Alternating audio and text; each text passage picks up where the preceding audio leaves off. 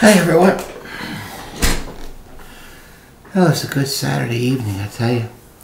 I just got back from seeing J. Edgar. It's all about J. Edgar Hoover and the formation of the Federal Bureau of Investigation, the FBI. And it's kind of more or less a love story, really. In a couple of different ways. Between him and his secretary,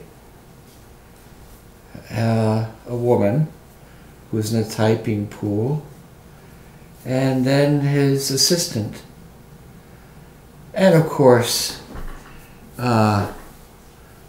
everything through the 8 presidents he was involved with, Roosevelt, all the way from Hoover, Roosevelt, and Nixon. And all the presidents in between. I enjoyed it immensely. It was a good piece of history.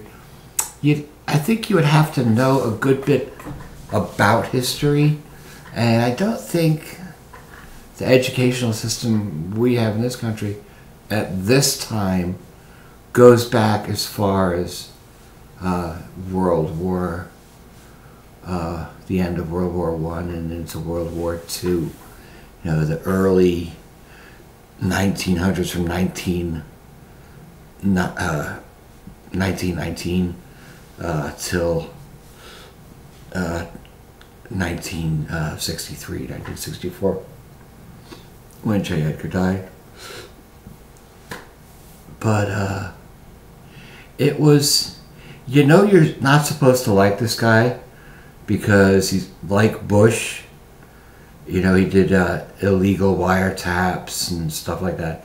Stuff where they get away with calling it the Patriot Act now. Back then they got away with calling it finding communists or anarchists inside of society and then deporting them back to where they came from. Where it's just people. And it was a great deal to do with the Lindbergh trial. And of course, it's mostly based on his perception of how he saw himself and the delusion of, his grandeur, of how he brought down Dillinger, and everyone knows it was Melvin Purvis. Anyway, still a great movie. You have to get used to them jumping from the early 1920s to the very early 60s, when he tried to discredit Martin Luther King. He was sure that he could stop him from taking his Nobel Prize, and of course he couldn't. And a love affair,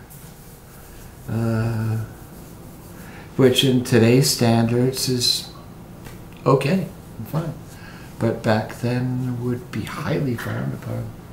He would be called a dandelion. Now listen, if you're not of my age or not know enough about history, wait till it comes to cable and give it a view. And I think you'll enjoy it. Thank you all for your participation. I hope you're having a lovely weekend and have a lovely Sunday tomorrow. And I will catch you back on the tube.